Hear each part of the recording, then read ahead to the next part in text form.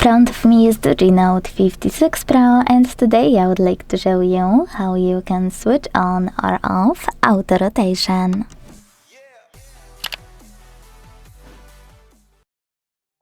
First of all, go into Tab menu by swiping down from the top right corner of your screen twice.